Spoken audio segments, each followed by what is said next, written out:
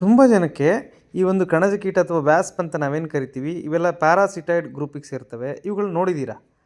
ಇದೇನಂತ ಹೇಳಿದರೆ, ಈ ಒಂದು ಮಣ್ಣಿನ ಗೂಡನ್ನು ಯಾಕೆ ಕಟ್ಟುತ್ತೆ ಅಂತ ತುಂಬ ಜನಕ್ಕೆ ಕನ್ಫ್ಯೂಷನ್ ಇರುತ್ತೆ ಅಥವಾ ಗೊತ್ತಿಲ್ಲದೆ ಇರಬಹುದು.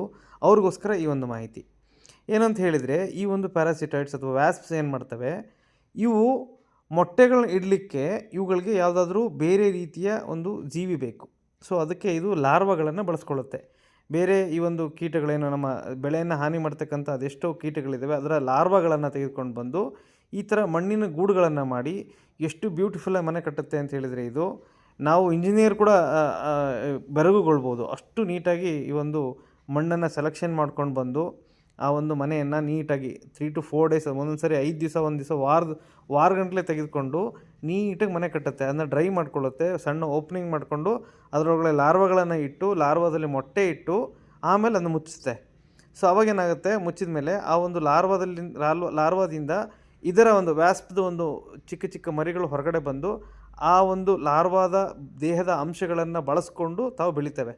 ತದನಂತರ ಅದನ್ನು ಓಪನ್ ಮಾಡ್ಕೊಂಡು ಹೊರಗಡೆ ಬರ್ತವೆ.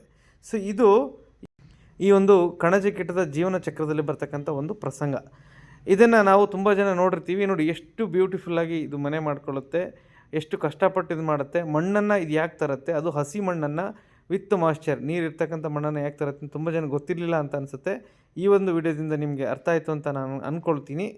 ಇದು ಪ್ಯಾರಾಸಿಟೈಡ್ ಅಂದರೆ ಇವು ಮೊಟ್ಟೆ ಇಡ್ತಕ್ಕಂಥದ್ದು. ಈ ಹಿಂದ್ಗಡೆ ನಿಮಗೆ ಸ್ಟೌಟ್ ಕಾಣುತ್ತಲ್ಲ, ಹಿಂದ್ಗಡೆ ಒಂದು ಚೂಪಾಗಿ ನಿಮಗೆ ಓವರಿ ಥರ ಕಾಣುತ್ತೆ ನೋಡಿರಿ.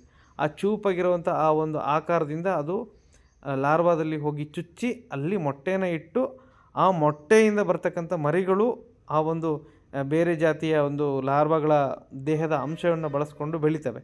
ಇದು ಇದರ ಒಂದು ಹಿನ್ನೆಲೆ. ಈ ಥರ ನಿಮಗೆ ಇದು ಆ್ಯಕ್ಚುಲಿ ನಮಗೆ ಯಾವುದೇ ರೀತಿಯ ಹಾನಿಯನ್ನು ಮಾಡ್ತಕ್ಕಂಥ ಒಂದು ಕೀಟ ಅಲ್ಲ, ಅಥವಾ ನಮ್ಮ ಬೆಳೆಗಳಿಗೂ ಕೂಡ ಇದರಿಂದ ಯಾವುದೇ ರೀತಿ ಹಾನಿ ಇರುವುದಿಲ್ಲ. ಸೊ ಹಾಗಾಗಿ ಈ ಥರ ಏನಾದರೂ ನಿಮಗೆ ಗೂಡುಗಳು ಕಾಣಿಸಿದರೆ ಅದನ್ನ ಹಾನಿ ಮಾಡೋಕ್ಕೆ ಹೋಗಬೇಡಿ. ಇದರಿಂದ ಆ್ಯಕ್ಚುಲಿ ನಮಗೆ ಲಾಭ ಇದೆ. Thank you.